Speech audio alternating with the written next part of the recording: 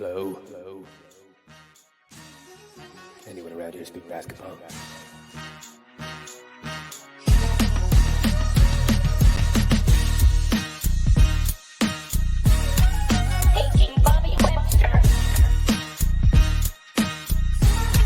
This is Adam Silver.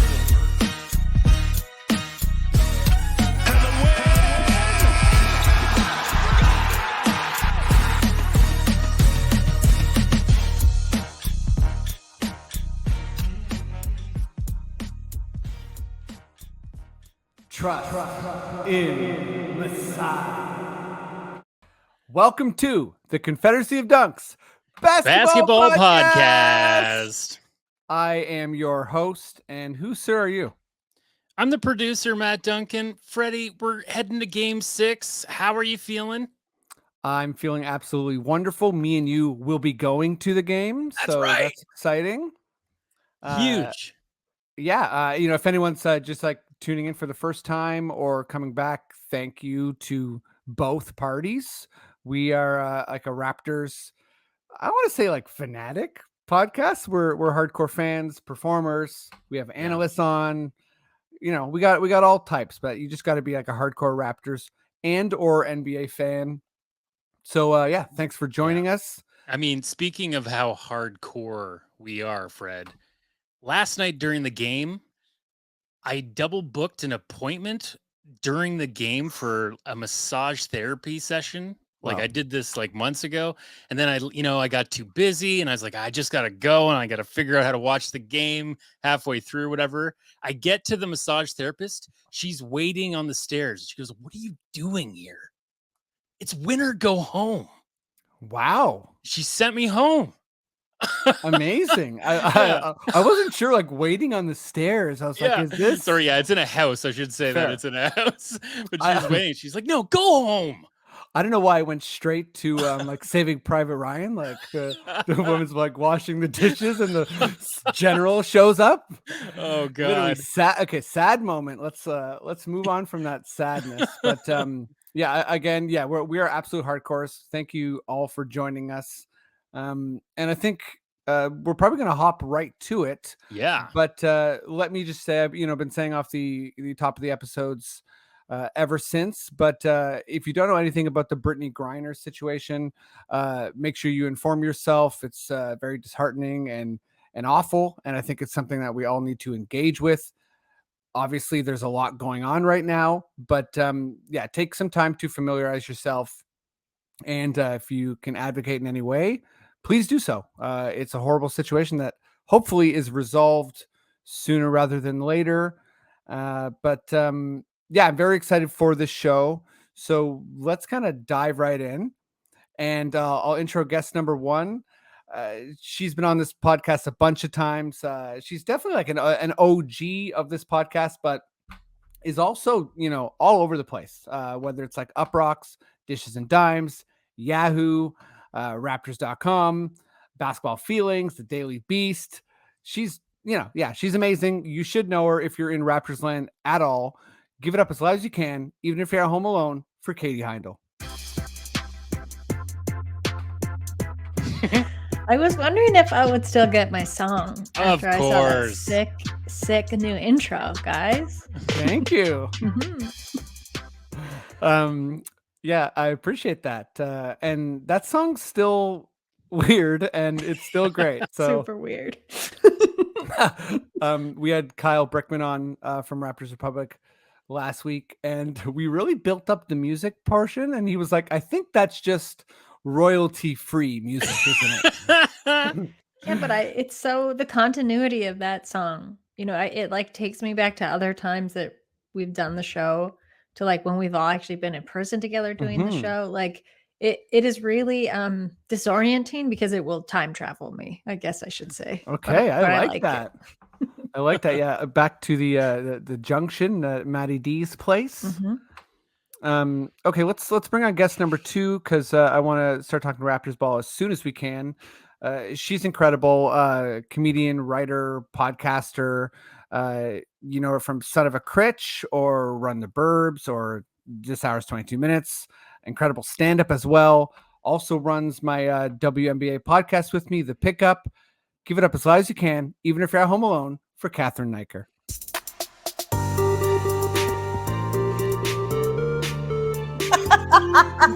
I was doing my dance on an angle and it looks so gnarly.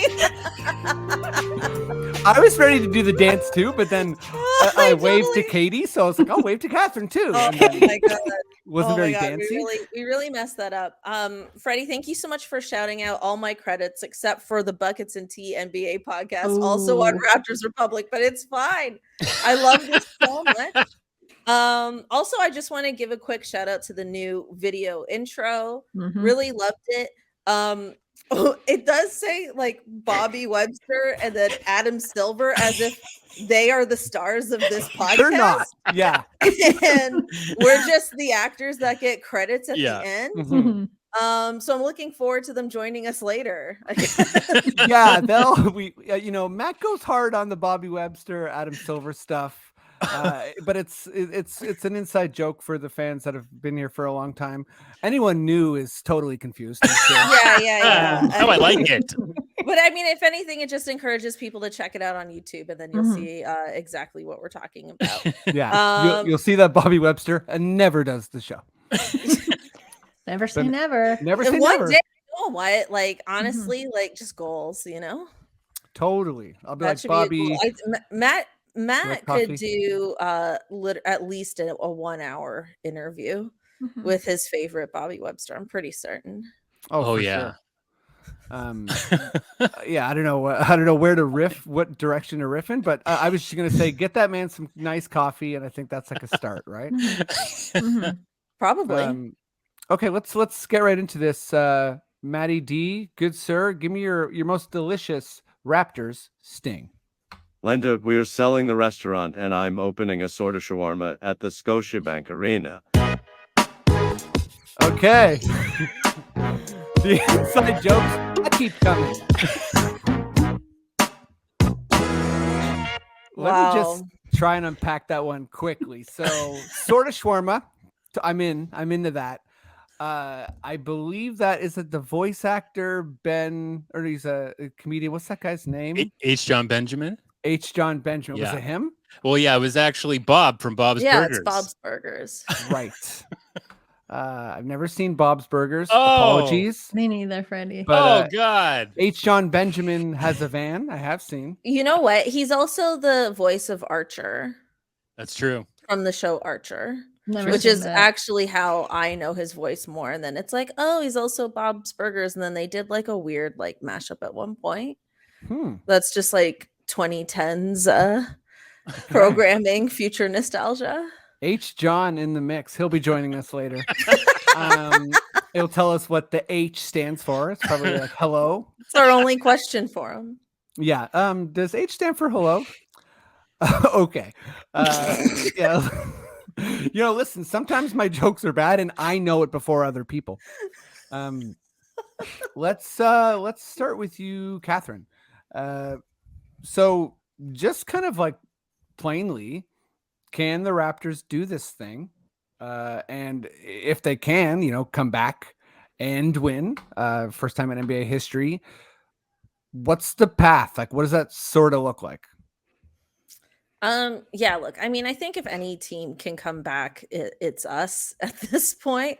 Yeah, like after the game 3 loss, like I definitely had a moment on my show last week where I was definitely kind of like somewhat grieving the series. There's something very finale in a way, it felt like.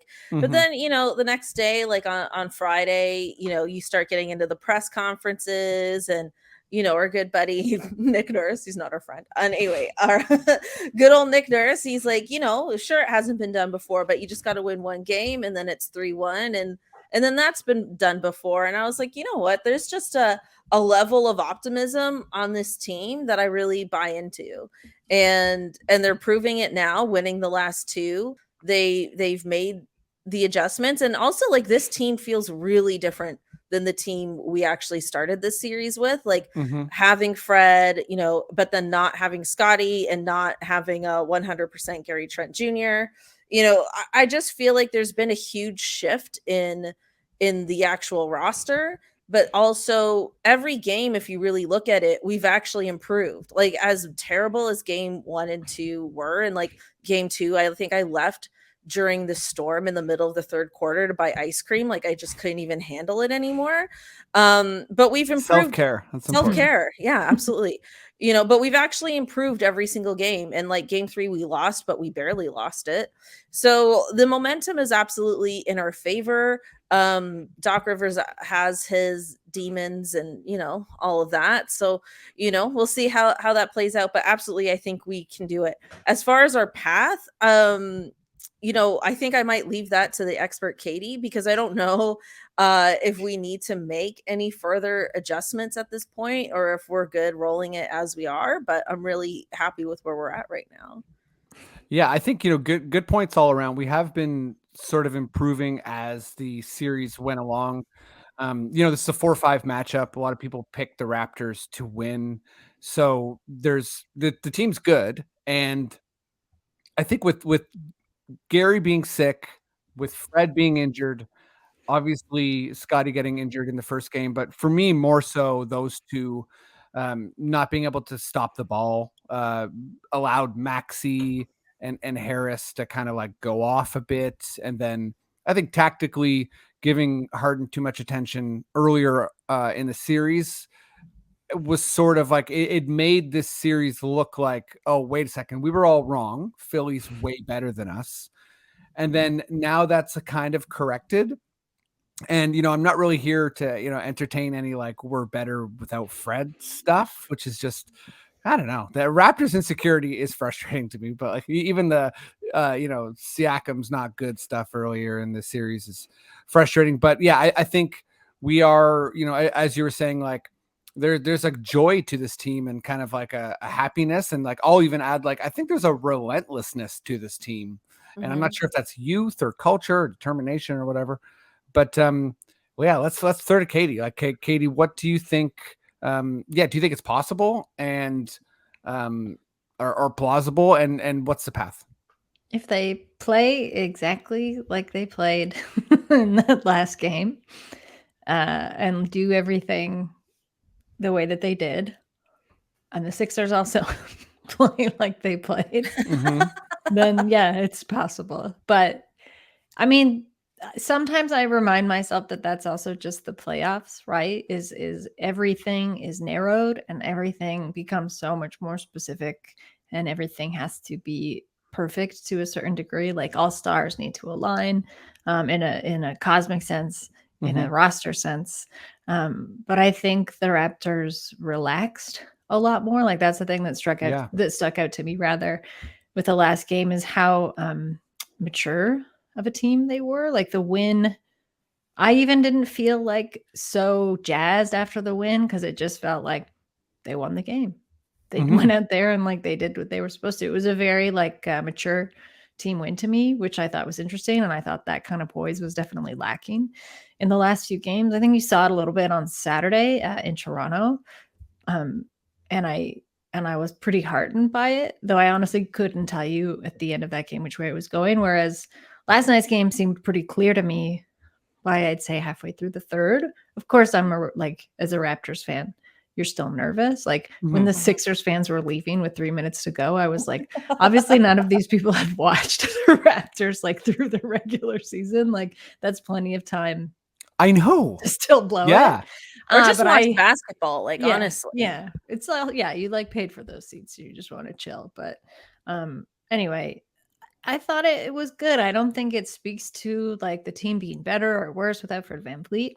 I think they adapted, like they necessarily adapted. I also think there's a lot to be said for the things that you're not hearing of how like Fred was obviously coaching the team, and I'm sure making adjustments and getting in his teammates' ear. He was like standing at the sideline the whole game. So I'm sure that the way that they were handling themselves also had a lot of input from Fred, watching from that other perspective. So I don't think you can really take that for granted. I think Gary's looked phenomenal. I think Precious Achiuwa looked incredible. And I think that, Freddie, to note what you said about putting too much pressure on Harden, I think the Raptors have also learned that when they put a lot of pressure on Joel Embiid, he still kind of withers. under that Mhm. pressure and gets really annoyed, gets super frustrated. And I think the Raptors should absolutely capitalize on that if they want to win, these next two games, right? Yeah, 2 games. Yeah. Um, Uh, yeah, but I think it's like a one game at a time, obviously. And I know people say that a lot and that term gets used a lot, but it's really difficult to think of like how many they have to win uphill still, with like really no room for error. But the only way you can do that is actually just play one game at a time. But I'm hopeful like to come back to Toronto, and like hopefully play with the same cool-headedness that they did in Philly. And then you got to close it out in Philly, which is, we'll get there when we get there. But mhm. so far, like, yeah, I think everybody's looking good. Definitely to Cathryn's point, like more improved than they were when they started the series. For sure. And I'll just like lots of good points. And like I want to highlight the Embiid thing. I feel like sure there's the antics between like, him telling Nurse not to complain about the refs and then complaining himself, sort of thing. But I think like bothering Embiid, like that might be the main sort of like current that is gonna like charge this, potentially historic thing, because I think you can annoy him, you can kind of like wear him down, and I feel like there's a lot of focus on his thumb injury and his physicality, but to me, and I've always felt this with superstars in general, like people will say like, oh, they gave up or they quit or whatever, and there's not enough talk, in my opinion, about like mental fatigue, and I think that it's just frustrating, like game one to me was really disappointing, but even in game two, you started to see glimpses. Like for me, Boucher has been someone in this series who, he might not get major credit, but he's attacked Embiid, driven right at him. And he's kind of like, after that, like he got a bunch of fouls in game one, he's sort of, like, he's been composed. And I feel like he's been kind of like, he's an example to me of the energy of this squad, and sort of like what makes the Raptors so frustrating to play against. And Boucher, just like he's fearless and he attacks. And yeah, I mean, watching Precious sort of, I tweeted out that I feel like we're watching someone like understand the Matrix like before our very eyes. Like it's insane to me. Like yeah, I think it's a mixture of like I don't know if he hit any long range shots, but he took a couple. And then after he took a couple, people are wary that he's going to shoot or hit them. And he's doing a pump fake and then using that to get all the way to the basket. And, for me, part of the path is I'm hoping there is a game where the Raptors can shoot well from three. Maybe that's just like we don't have enough spacing to do it, but I don't know. I think there's a game where Precious could shoot well from three, or Boucher, or OG for sure, Pascal as well. Like there could be like, oh my goodness, like Raptors shoot like 35% or 40% from three game, and it's a full blowout. So I think there's a potential for that. But yeah, for me, it's all about kind of like keeping composure and keeping the enthusiasm, and also believing that, like the whole house money thing. It's like, well, either you believe that or you're kind of just saying that. And I feel like if it's a true belief, then you're sort of just having fun out there. And yeah, the more you have fun, the more the other team's going to not have fun. That's maybe an oversimplification, but it seems like the Sixers have been more so bothered by losses than the Raptors have. I think they didn't, you win like 3 in a row. I think they kind of assumed the series was going to end a certain way, right? And that changed. Like, granted, I also think that they'll have adapted and they'll have gotten their feet under them more for this game too, understanding what it means to try and close out a series. Yeah. They're going to want to close out the series in Toronto, and obviously Toronto's not going to want that to happen. So I think there'll be some adjustments. I mean, you could talk a lot about Doc Rivers' tactical adjustments, or maybe lack thereof.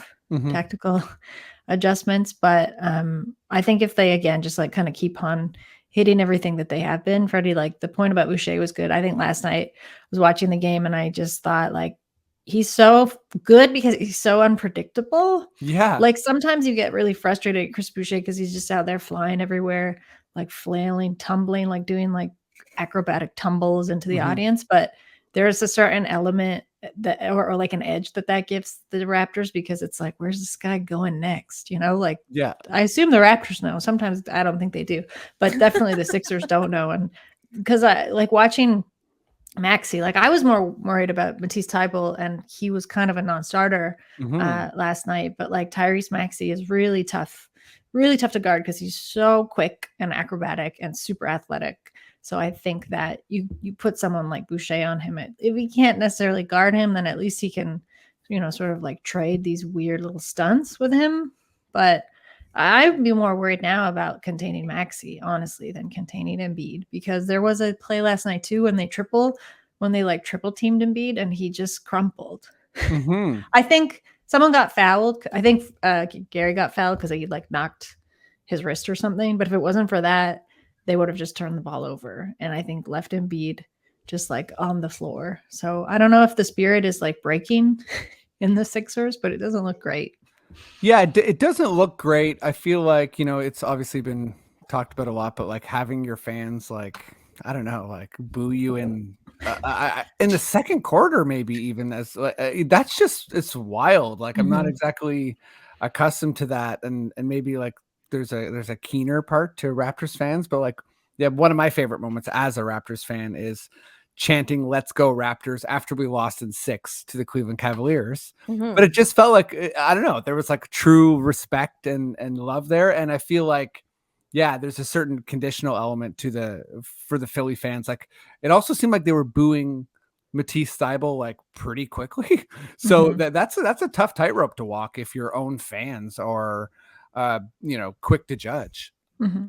But yeah, I'm gonna stick with you, Katie. And this is like a classic Freddie convoluted question, but you know, okay, Vision 6'9" is this idea that all the Raptors are 6'9" or close to, and I just want you to kind of like rank like from you know 0 being like this is a bad idea and I don't really like this style, to 10 being like this is gonna take over the league. Where are you at with like what do you think about this style? Are you like, yeah, it's okay, but we need a center still, or we need a backup PG, or what have you? Like not just this series. Because I think it's a transitional style by nature. And it's not, we haven't really seen it in its fully realized form yet. I'm gonna go 8.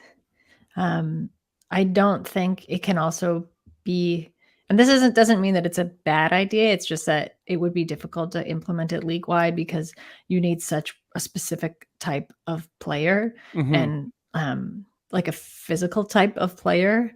And they don't necessarily. One, I think the Raptors are capitalized on that type of player.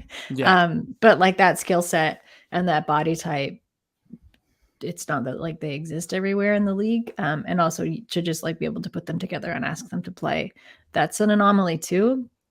So I don't think it actually can be adapted by the league entirely, which works to the Raptors' advantage because it is a copycat league. But when you can't actually copy this, because also I think some teams are like, this isn't going to work. So why do we want to copy this? Or like, we'll believe it, you know, when we see it. But the flashes are there. I think you and I have talked before about whether or not the team actually needs a true center.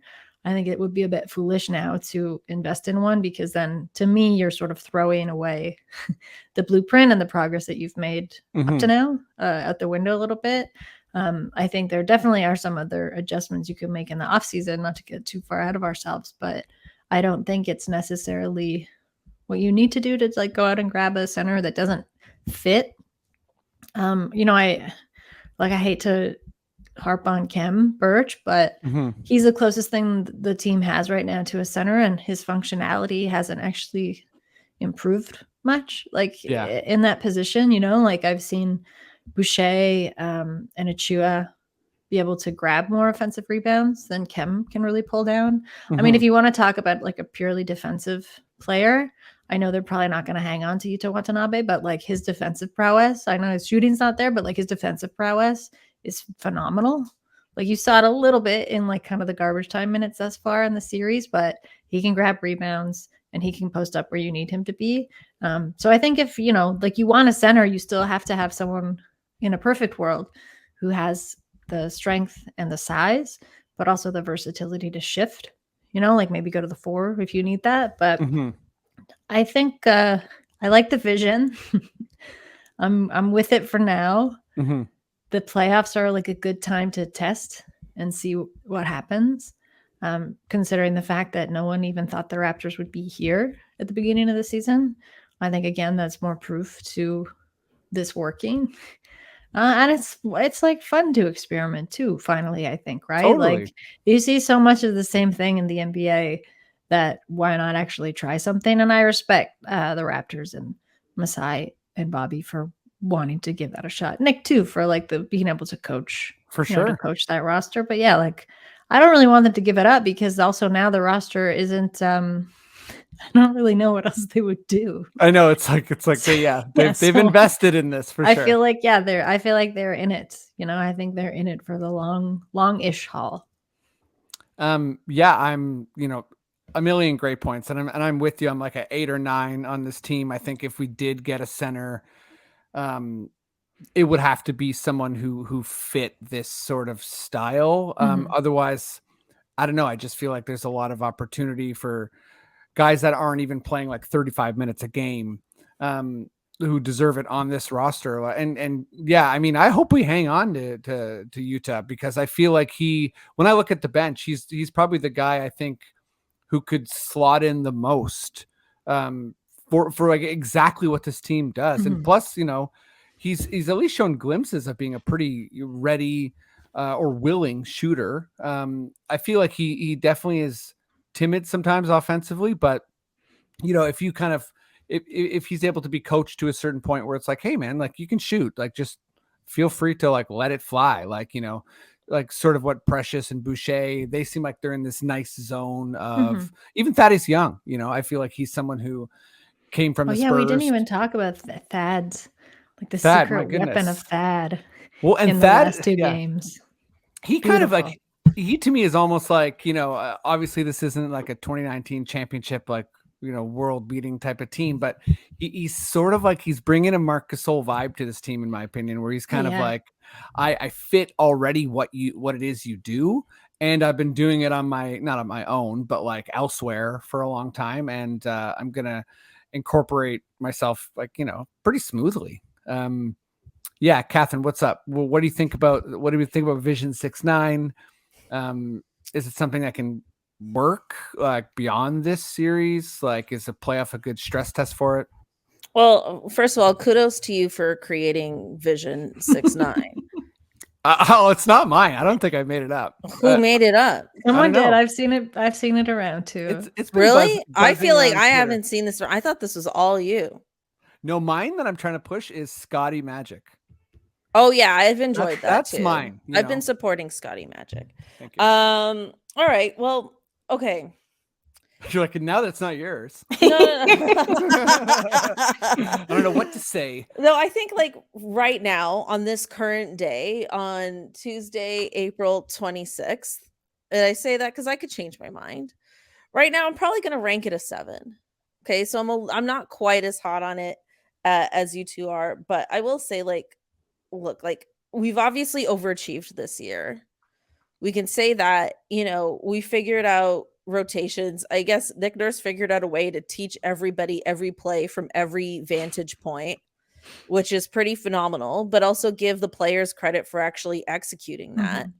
You know what I mean? So I think all of that's really great.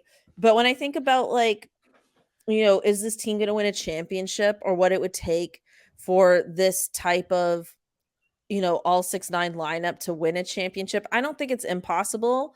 But in my mind, I feel like you at the 5, ideally, you would have like a Draymond Green like player and like defender. Because like watching him in this series against the Nuggets, I mean, there are moments where you're like, this is just a straight up masterclass in defense right now. Like, he has been phenomenal in that series. And I think when you think about like what it would take to fully win a championship, I think you would need defense at the 5 at that level.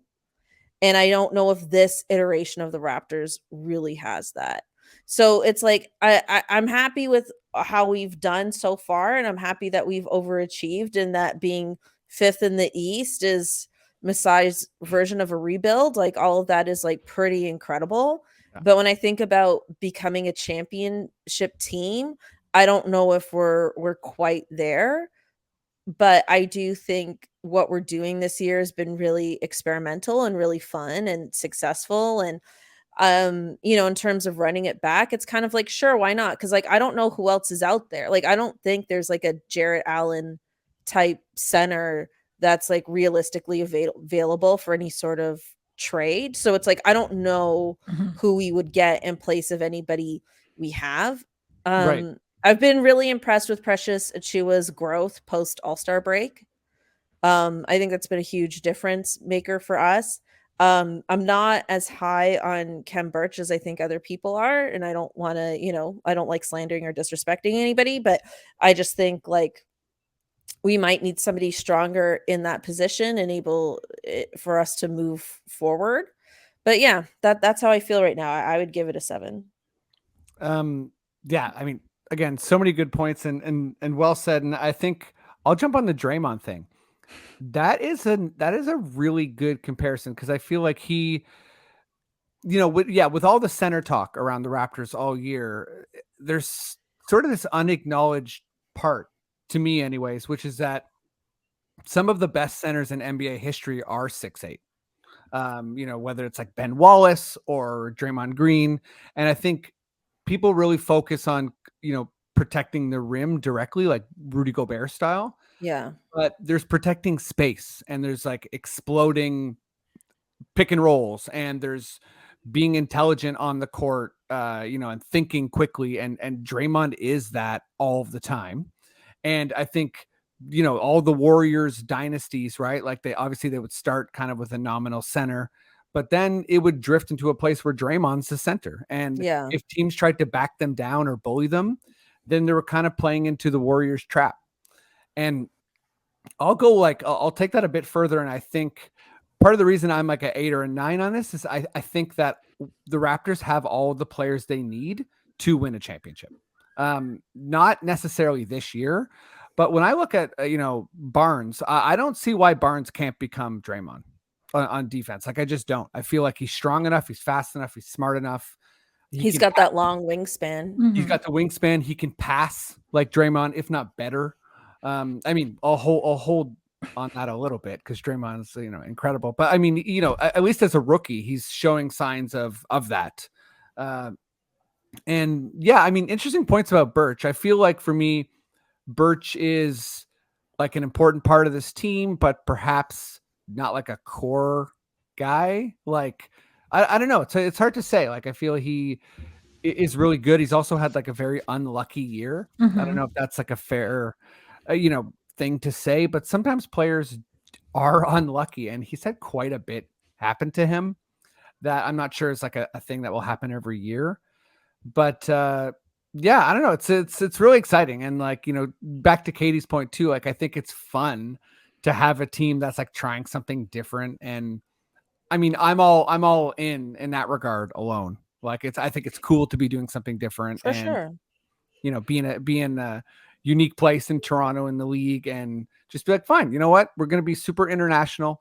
All of our players have wildly long arms, and in a pace and space era, we're going to, like, I think I was saying this maybe 2 episodes ago, but I think the Raptors are playing into the new rebound radius of the NBA. Like, like rebounds are going, more horizontal and less vertical. And, they're not going so high. They're going far. So I feel like we're able to rip down those rebounds when we have so much activity, and you guys like Boucher and Precious and OG as well. And yeah, it's pretty exciting times. But I think I do think the last thing I do want to say is I don't know that they're championship ready, only because I don't think the depth is there. And I think that's still one of their main problems. Whether or not like you want to remedy that with getting a more like Draymond like center. I still think the fact that like you saw it in last night's game, no one can sit. right? Like, Yeah. and you Yeah. can't afford anything to happen to anybody else, because unfortunately, like, just the bench, we don't really have a bench. Like, the bench isn't there, like Svi, Mihailuk, like Utah. Like they had some great flashes. I think earlier in the season, Utah had a lot of injuries. Like, he also had kind of a bad luck season. Svi, I don't know. He was one of those guys that Nick Nurse was like high on and then decided he never wanted to hear from again, I guess. Seriously. Like, that could Vanished, happen. poor Yeah. Delano I think he'll get there. He's not there yet. Like, he's still such a green, like explosive good. And like we were saying about Boucher can sometimes just be an explosive, like falling down all over the place kind of player. But I think he'll get there. But yeah, like you think of the bench mob kind of era when you could toss in your bench unit when, a guy like Embiid was sitting and like not just win those minutes, but like cannibalize those minutes.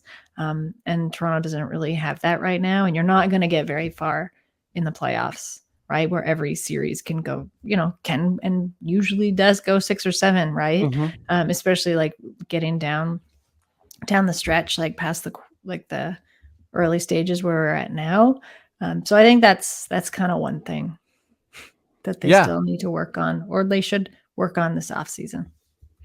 And I think also like one point I wanted to add too is I feel like IQ and just like experience is going to come into play.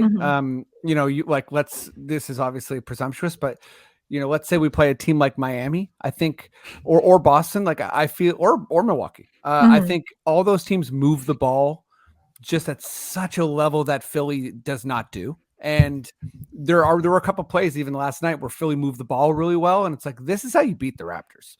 You use their aggression against them, and exactly, like the depth is going to matter. You play a team like Miami, and the Max Struses and the Gabe Vincents are like, they're ready, and even if they're in there for 15 minutes, like they know what they're doing and they're focused, and it's just like it's a type of locked in attitude I feel like you generally get from veteran teams.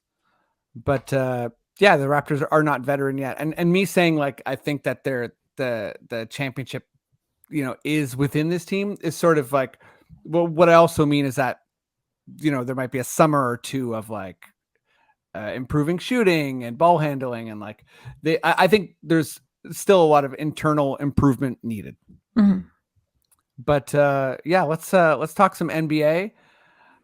Maddie, my dude, would you please give me your most, I don't know, weird NBA sting? About Twitter.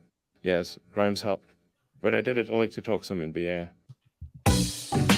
Okay. Was I'm that at a Elon? total loss. Was that Elon? Yeah. I don't know.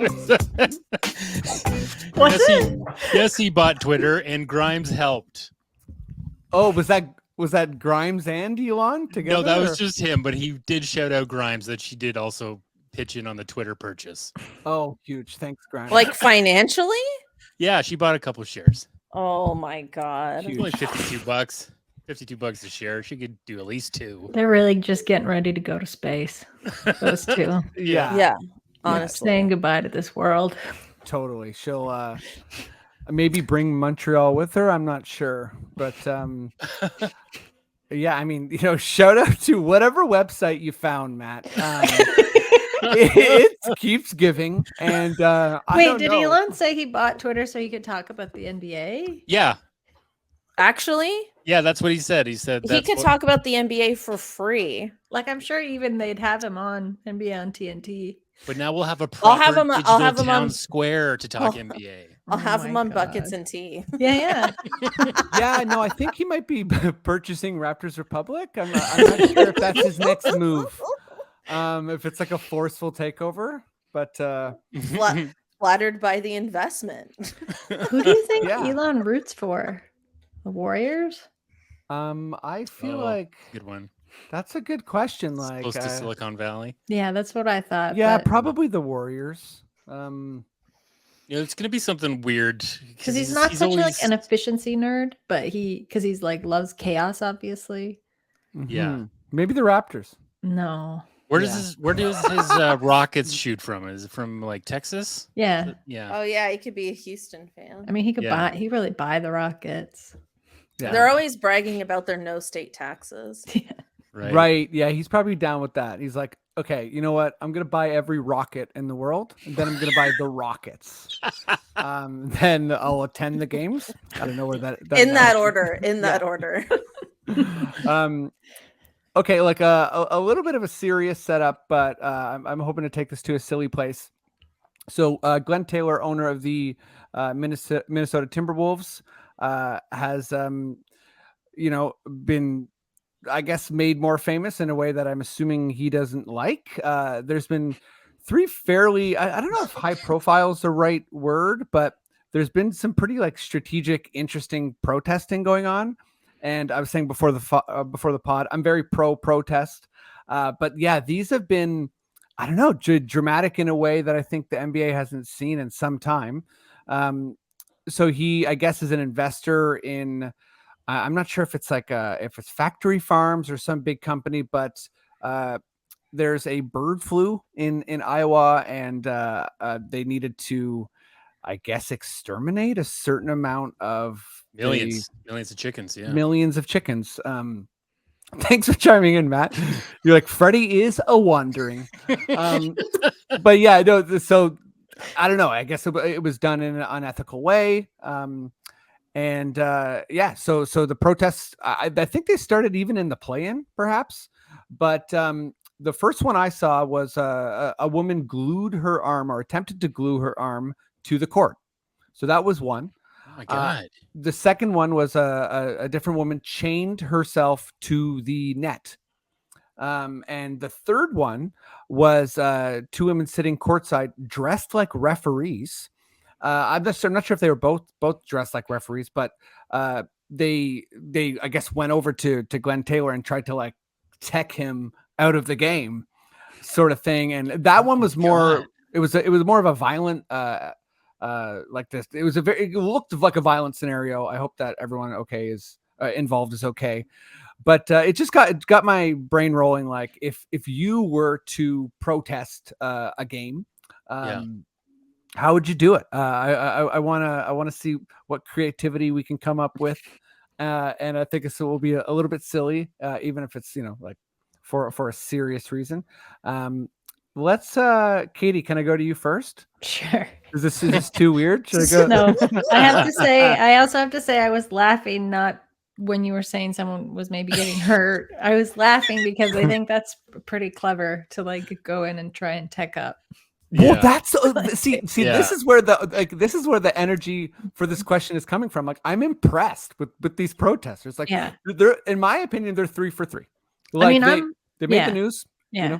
Yeah, I'm all for. I also will say, kudos to Pat Bev, who I think with the woman who glued her hand, he was the only one who went over when that was happening, and when she was getting pulled away by security, and he was like, to the security guard, he was like, you should relax, because I think they're getting kind of rough with the protester. Yeah, I love that. Thank you, Pat Bev. Yeah, right. Thanks, Pat. Yeah. Agent of Chaos himself. Yeah, he gets it. There's a lot. If like we're gonna go all in on evil owners, then I think just about all of them probably are involved in some pretty nefarious shit. Whether that's even just where their investments and their dollars go. So I'm all for protests. I think like sports has a long and very like rich history with protesting that has become a little bit watered down, I'd say. Totally agree. So it's a bit heartening, honestly, to see. And it kind of sucks because you also have people, I think, making fun of these protesters, whether that's because they're women, whether that's because you're not necessarily used to seeing this within the NBA space, whether that's also because I think animal rights protests get a certain, I don't know if there's like a hierarchy of causes, but like, I don't know how to say this in a polite way. It attracts a certain kind of person. Who maybe protest in a certain kind of way, like a wackier. It's a bit like zany. Cathryn knows what I'm saying. People like to trivialize. You know what I think? Yeah. This is intensely Canadian, but I always think of Elizabeth May, our girl Liz, who whenever she showed up to a leaders debate, you were always like, Liz, are you wasted? But I liked the energy of it, because and I miss it now when they have those debates. It's like, get Liz back and shake it up a bit. I don't know. I'm trying to think what I would protest. I don't know. I think I'd want to involve the t-shirt cannon. Oh, okay. If I could Yeah. hijack the t-shirt cannon Oh, that's good. and fill it with Paint. Sort of. I was going to say shawarmas, water yeah. balloons, but you could do paint balloons, sure. Like you're just firing into the crowd. Just like I don't, You're but just then I gonna don't hit want all to the anybody. NBA. I know, yeah. Yeah. fill it with the goop from the hit Canadian show Uh-Oh. Oh yeah, you could. Oh, slime. You Oh, could yeah. slime. That was a Actually, hit I'd show. be into Thanks. sliming people because you could. You've got the people up in the rafters. I always see this when I'm at Raptors games up in the media seats, and you see when they drop the parachutes down, and the poor people that have to go up, way up into the like beams and the walkways up there and Mhm. drop the little parachutes. You could slime people from up there, but I would Ooh, probably that's try good. and slime the court, so I'm not hurting anyone because you could probably kill someone if you're Yeah. sliming them from that height. Mhm. Yes. Yeah. I'd probably want to do like an abstract protest, maybe a nod to contemporary art. Thank a you. little I bit, thought yeah, you were gonna performance, go a there. little bit performance I art. thought you were gonna Is this a go mocha through the shout-out? strategy without saying your cause. I'm also buying myself some time to think of a cause, but Oh, sorry. I because I should have haven't said really thought of one. we don't have to have a specific cause for this. Maybe mine would just be I was thinking tactic. chaos. My cause is chaos, Sure. Okay, so but not in a anarchy. Joker-fied way. I like that quite a bit. That is wild. That's okay. Yeah, slime cannons. You're dealing with like the fan experience, but it's like guess I what? would Shit got real. never go to a game again if people were randomly being slimed. Well, hey, that would be effective, right? It's like, oh, I want to go to this You game, would have but to like, give me Section 103 I got would slimed. need the best shower cap. Like just the That's idea just- of No, you all need a that hazmat slime in my suit. hair, I couldn't handle that. And Cathryn this shows up with one of those and this umbrella things lion's on your head. mane, Or they're no like, way. wait, why is everybody in section 108 have on full hazmat suits? What do they know that we don't? Katie's in the house. That's okay, incredible. this is good. Cathryn, what's up? What's your I mean, I love how you were like, let's bring up this very serious political situation that's happening around the NBA. Let's not address our feelings about it at all. And instead, yeah, a bit of a misdirect. imagine our own zany protest. I mean, I did give a kudos to sports protests. No, Yeah. you did. Yeah. You did. You did. You did, Katie. But I You dissolved Thankfully, really Katie quickly. did because Yeah. I wasn't going to. Absolutely did. This is incredible. I mean, first of all, like, I will give my thoughts on this protest. I did this a little bit on my podcast. Like, I think, look, I don't, factory farming is not good, and I think there's something to be said for us caring a bit more about factory farming. Mhm. With that being said, and the reason why something like a bird flu outbreak happens is because of unsanitary conditions Mhm. at a farm. Same with swine flu, same with mad cow. So it's like, I get that. But once the bird flu is there, you have to exterminate all the chickens so people don't get bird flu. Like, we don't need another pandemic right now. So, I mean, Or other chickens. future Future chickens. or yeah. future chickens. Absolutely. So yeah, I it's don't like- want a second pandemic. Yeah, say. so it's just like, also, like, glue is made out of animal parts. Mhm. So I'm at horses. Oh, Yes, because thank you. of the glue person. well, you know I what I mean? It's like, see. whatever. So it was just like that. I didn't understand. That to me was hilarious. Fair. A vegan using glue in a protest. And then I think Foisey and I, shout out, were joking about how that's why the glue didn't work, because it was vegan glue. But anyway, Maybe. It might have been. it's just like, but give them credit because it's working, right? Like, Totally. it's working, and I think it's actually a very complex issue, because yes, like, I don't like factory farming is wrong, but it would also increase the cost of food. And then it's like, are we at a point in society right now where we could actually afford an increase in the cost of food? Because that would hurt that would hurt people who are lower income and marginalized in other ways. And so it's just like it's a highly complex issue, but it's interesting to me that it's getting attention. It's important. I don't think people should completely laugh it off, although I do think some of the strategies are wild, like the glue and the giving the guy the timeout. Like, these are proper stunts. These know that's like proper like Hollywood stunts. Like, it's pretty wild. So that much I'm definitely laughing and enjoying. But it is a serious issue that deserves attention. What would my protest be? I don't know. I'm really liking Katie's idea of hijacking the t-shirt guns. But instead of shooting out like water balloons or slime or paint, I was thinking this is actually a serious answer. What if it was like Brittany Griner jerseys or t-shirts? Like, wouldn't that be cool? That'd be cool. That would be cool. Yeah.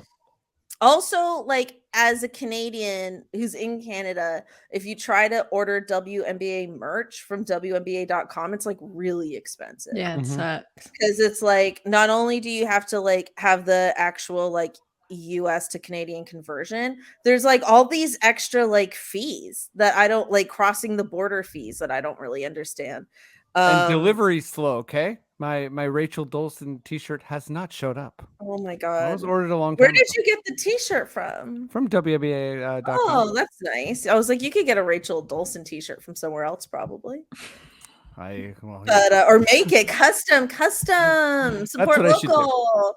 Anyway, I just thought like, oh yeah, it'd be cool to do something to support Brittany Griner during the games. It's very relevant, but also there's reasons why reasons I don't understand, but people have been told to be quiet about it. So there's that. But yeah, for me, that would be my current cause and my current way of doing it. Cool. I'm into it. I can't imagine myself running onto a court personally. I can't. It's hard for me to imagine myself running just generally.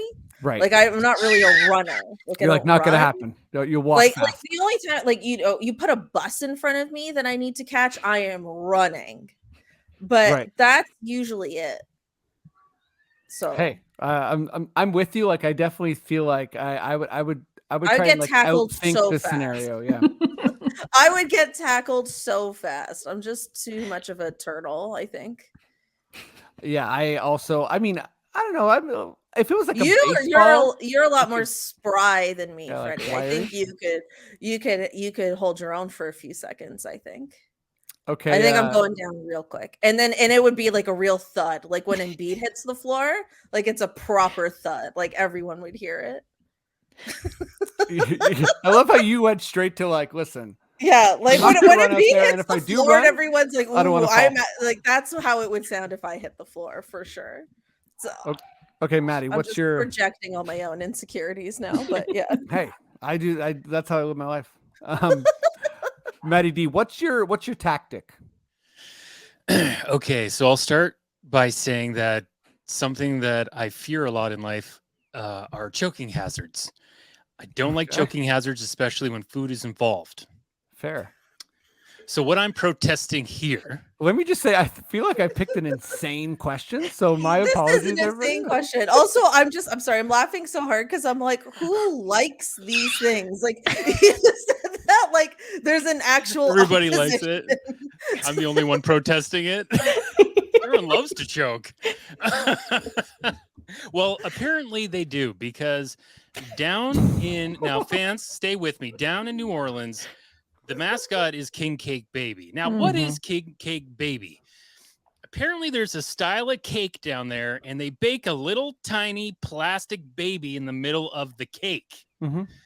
That freaks me out. Listen, fans, don't send me jawbreakers if you're a fan of me or anything. I ain't going to eat it. I don't like stuff. I don't like having to worry about plastic things in food. Hard enough when they're on top of cake. Is that real? Is that chocolate? You never know what you can eat. I don't like it. So they Sure. put these little babies in. What I'm going to go and do, I'm going to pay the $500 for a parade permit in New Orleans. Okay. I'm going to Okay. get the 2-cop escort. I'm going to dress in my own king cake baby mascot costume. Sure. And we're going to be rolling in to the arena there in New Orleans during a game. You know, they're 2-2 right now or whatever. They're feeling good. They're going to see, oh, here's King Cake Baby. Wait a second. King Cake Baby's already here.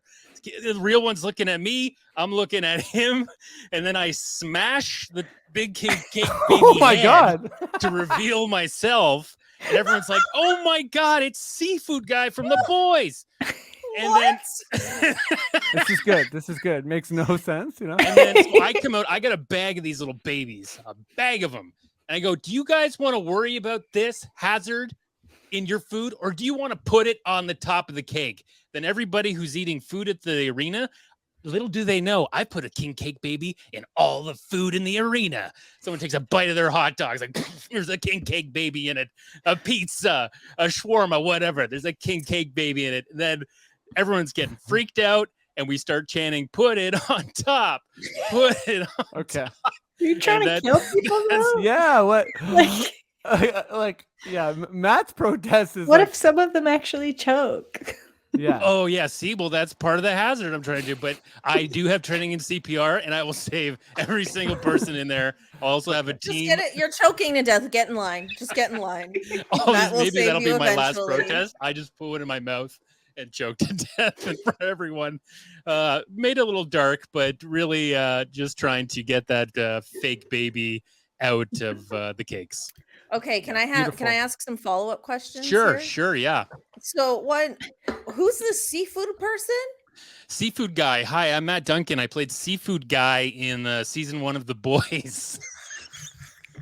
It's a good scene. Yeah, it's a huge scene. Yeah, it's about under 10 seconds, funny. but I do get I get some comments here and there about me being Seafood Guy. So I'm just Are saying, you on Cameo? Are you available on Cameo? I'm definitely on Cameo. It is like Are you really? under $10 tier, but I know it keeps it pays the rent, as they say. Cameo Beautiful. pays your rent? So, An yeah. under Yeah. $5 tier? Yeah. Well, I do Yeah, 600 he pumps a day. them out. He pumps them Yeah, out. I do 600 a day. It's tiring. Wow. Okay, has so been a that journey. explains. Okay, you know what? We're good. I don't need to ask any more follow-up questions. Yeah, I mean, okay, I'm gonna give like the most docile version of this answer. Mine's, dressing up as the mascot. So Matt did that a little bit, and or finding a way to take over like comms. So like when they show the like kiss cam, it would be like a setup thing. It would be like, okay, we're going to like, it seems like you're bouncing around the arena, but like I've organized like the camera crew to like do an elaborate protest. So like each different, like group of people are like part of whatever's being protested. So Oh. That's that's pretty good. Yeah, that's mine, Yeah. because it's like then it's seen, it's in the arena, it happens too fast. People are confused. I'm sure someone like, cuts the cable or whatever cord, because that's how cameras work. Well, they do have cords. Okay. I almost knocked over my laptop. This is good. Yeah, so that's my strategy. Now, I'm gonna move on. No, this this is is incredible. also Sometimes on my podcast, I'm like, man, what am I going to ask people? hey, ask me. I'm a weirdo, This just never crosses my mind. So Hey, stunts. Cross my mind. I watched a lot of Super Dave Osborne growing up. and it shows. Yeah, great show. So this last one, I don't know. I'm not sure what direction it's going to go in, but you're two people I'm really interested in your respective takes. Maybe I'll just say mine sort of quickly in the framing of the question. So I wanted to ask you both, how do you feel about the Ben Simmons discourse?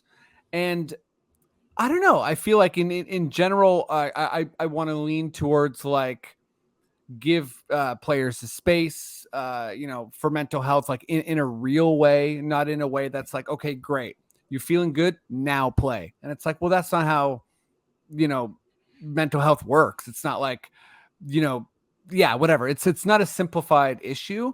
And I think I'm bothered by the lack of nuance in media. Recently, Shaq and Reggie Miller and other players have sort of called Ben Simmons out. Obviously, Stephen A. Smith, personalities like that. But yeah, he didn't play in game 4, and it seemed like maybe he was going to. There's sort of I guess like a shut up and play tenor to it, as well as a genuine curiosity from my end of like, what exactly is going on here? But yeah, so just with that lead in, Cathryn, I want to go to you first. How do you feel about not Ben Simmons, the Ben Simmons discourse? Okay, well, that's interesting. Like, I feel like, I mean, I agree with what you're saying, but I do feel like on Ben Simmons' part, not that he owes us, the public, any information, but I do feel like there's been a lack of transparency between him and his respective teams. And I think for any human being, who works for a living, if you are having mental health issues to the point where it's debilitating and you can't do your job, you need something to show that. Like, you need something from a doctor or a psychologist or something. You know what I mean? And he hasn't, to my knowledge, so please, like, if I'm wrong, I'm sorry if I'm wrong. But to my knowledge, I don't believe he's provided any of that. I think he has said that he's seeing a therapist when he was with Brooklyn. But now it's like, I mean, he's showing up and saying like, oh, my back hurts, right? It's not a doctor saying his back is whatever, he can't play. Now, I do think mental health, anxiety issues can manifest in us physically, because he hasn't played. So it's like the injuries are confusing for us who don't have all the information. Right. But again, it's like you need to, and he doesn't owe the public that, but he needs to at least have some kind of conversation with his employer where there's some sort of, frankly, evidence that might not be right or fair, but some sort of evidence that suggests like, yeah, he really can't play, because any one of us would have to do that at our jobs. We don't just get to tell our boss, day of, hey, like my back hurts and I haven't been in a good place mentally. I'm not going to work for the next, how many months now has it been? Right. So it's just like, there needs to, it's tough because it's like, I actually do believe Ben Simmons has mental health issues. And I think a lot of people don't believe him. And I think that's part of the problem around his discourse. But again, it's like he needs to show his team something so they don't have these false expectations of him playing and then he can't do it, or he doesn't want to do it, or he physically can, or whatever it actually is. Yeah, well said. Like, I feel like what exactly, like, the receipts of something like this, like, well, what exactly they look like. I don't know if any of us know, but I do think that you're touching on sort of like the ambiguity I'm feeling anyways. Like it just doesn't seem like anyone's on the same page, and there's lots of frustration to go around. So I do feel like, there's just I guess a lack of clarity around that. And I totally agree that the public isn't known anything. Us as analysts, as podcasters, like, we're not necessarily owed that. But I'm also, and I'm going to go to you, Katie.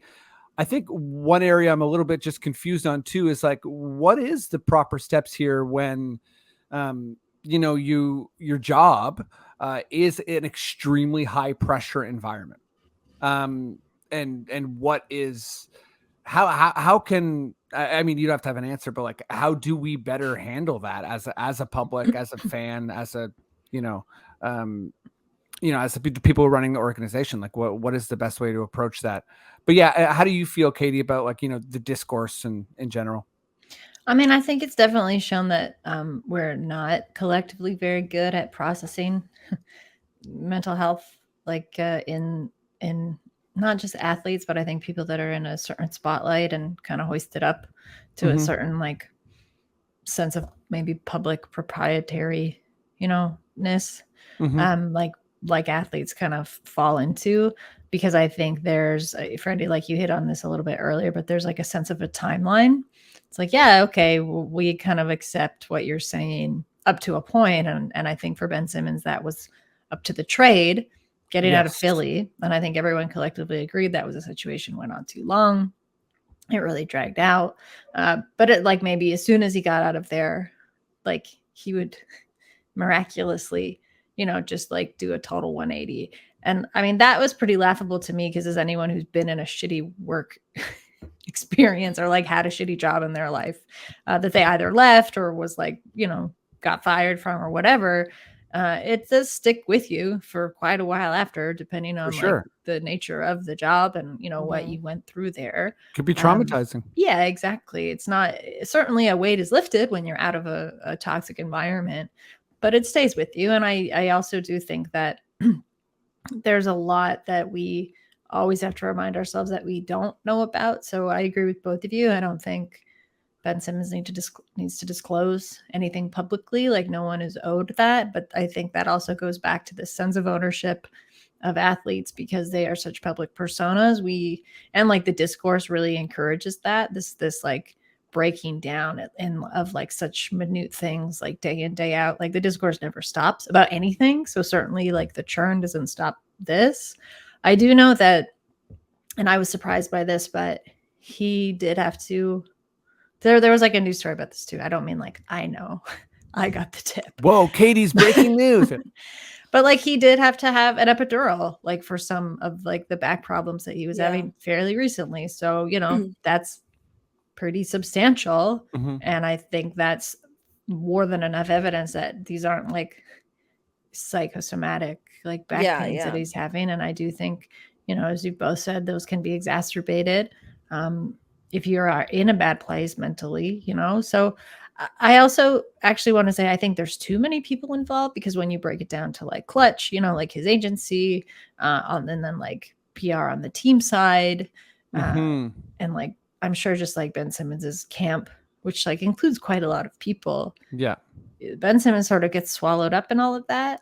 I don't know why the people around him have kind of, if there was a sense that he was going to play and that was his decision and he said, okay, I feel ready, that's one thing. But I have a kind of this sense of the waffling of like just the optics of wanting to have him there has sort of hurt him even more. I think it might have been better for him to just like not be present. I know there's a sense of like, well, where are you? Why aren't you showing up for your teammates? But like what we've already seen from the Nets, like pretty distinctly, is like, this is a team that is lacking chemistry in the sense that it's a team of individuals who haven't actually gelled as a team yet. That's not on anyone's person's shoulders. That's something they've got to sort of figure out. But that's also like a question of like, can you build super teams like that anymore? It's maybe not the best way to do it. It's getting a little off topic, but I don't know. I think the cohesion and dysfunction is a big part of this. Sorry. Yeah, no, I just, I don't like the discussion, but it is also, I'm not like, some people seem to be so sick of it. I'm not, because I think it's interesting. And it just shows how imperfect and bad we still are at having these conversations. And I think, they're not going to go away. Right. Like, I think in sports, you kind of get used to things clarifying themselves, like win losses, everything's very like, quarters, analytics, like everything can be very cut and dry and neat. And, these are people at the end of the day, and nothing is really neat about that. Right. Like, especially when stuff kind of carries over onto the floor. So I don't know. I hope he has a good, restful off season. I hope he comes back if he feels like he can come back ready to play. I imagine this is something we're going to hear about what actually happened, maybe a few years down the road, maybe sooner than that. Like, this stuff has a way of getting out. Maybe Ben Simmons will come out and talk about it. I doubt it. Doesn't seem, it seems like just the shyest, quietest guy. So that's tough too when you add it into the mix. But I don't know, the discourse, it ranges from intriguing to just like awful.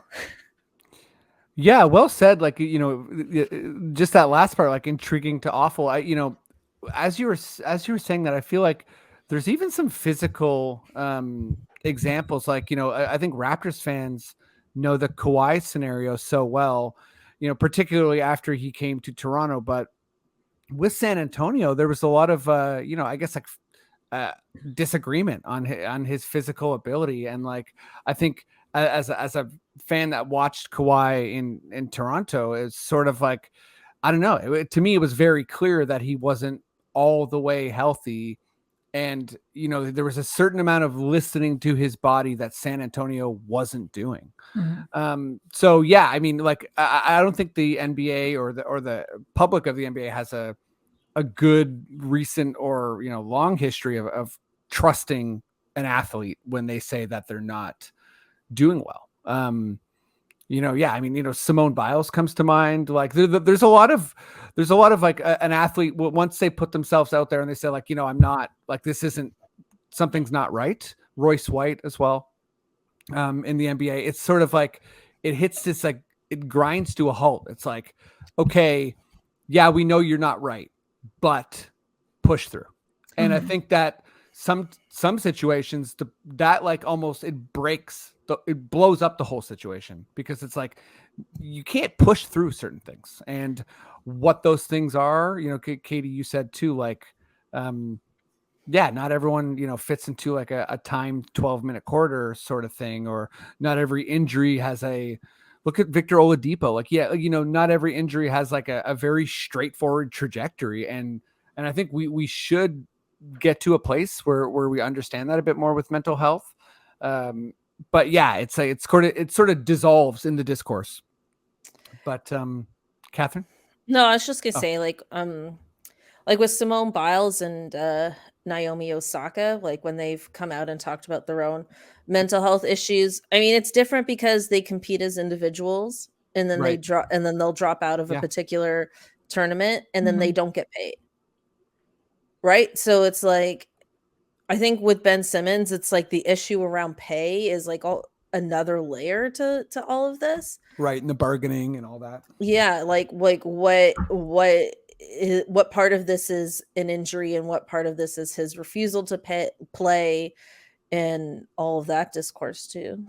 I'm just commenting to add that that's a whole other layer. No, to this. totally. In the arbitration and like all this stuff. Like, I think, yeah, it's a convoluted thing. And anyways, yeah, I'm happy to have you both on and talk about it. I really appreciate you both. And yeah, I think that's it for the pod. But yeah, we could do a whole hour just on that topic. Right? Yeah. and just on protests and just on slime. Yeah, and just slime. Yeah. This is great. Yeah, thank you both so much. Cathryn, let me go to you first. What's up? What do you want to let people know? Where can they find you? All that good stuff. Yeah, I do a show here weekly with Raptors Republic. We try to put out episodes on Friday, which is half NBA, half Raptors. And Freddie and I do our WNBA pod, The Pickup. We've really dived into the whole Brittany Griner case. If you're curious about that and want to learn more about that, it's a very open and friendly podcast for new WNBA fans. So feel free to join in. New season starts May 6th. Really excited for that. And as far as like anything else I'm doing, shows, etc., you can find me on social media, Twitter or Instagram at itsme_Cathryn, spelled CATHRYN. Thank you. Amazing. Thank you, Cathryn. Katie, what's up? Where can people find you? What do you want to let them know? Well, I wrote something about Brittany Griner and the situation, like the ongoing situation, that I think I agree with both of you very much that there should be more conversation around that. But I wrote more of like a historical reporting on the history of underpaying women and what that does in terms of forcing them, in the case of WNBA athletes, to play overseas, and just like in a historical context, basically, and looked at some other examples of other women's sports. But that's on a website called Music, Movies, and Hoops. I also recently wrote 2 features for Dime on Uprock. So the first guess is Nice. kind of a joke. But I was really obsessed with Draymond Green said something in a post-game presser last week about certain guys you think are guys are not actually guys. So I dove into who's who's a capital G guy. Yeah, what's a guy? Yeah. And what's the differentiation, Yeah. And then I also wrote a feature on Luke Bonner, who is, you may be familiar if you're a Raptors fan, with his brother, Matt Bonner, who used to play for the Raptors. But Luke was a college player, and then he launched a company about a year ago called Power Forward. That's kind of like an online, basically he started it because he wanted to put money back in the pockets of athletes selling merch, but they've actually undergone a really interesting pivot where they're all in on the women's game now, and that's where they're focusing all of their energy. So they've done things like bought season courtside seats in every WNBA market, and they're giving those out to members of their community. They have a lot of really cool projects coming up with WNBA players. They're launching like a whole suite of NFTs, and I just wanted to talk to him about why they made the pivot. Little spoiler alert is because he said they just like working with WNBA players the most, but there's a lot more to it. So that's on Dime too. Cool. Awesome. Well, yeah. I mean, yeah, if you're listening to this podcast, make sure to follow both these good folks and check out their work and support them. And yeah, thanks for supporting us and appreciate everybody. And I'll also say thank you, Maddie, for being great and such a fun person to work with. And Maddie, if you feel like we're done, we're good to go, just give me those delicious words. Okay. Listen to the Confederacy of Dunks exclusively on the Rapcast.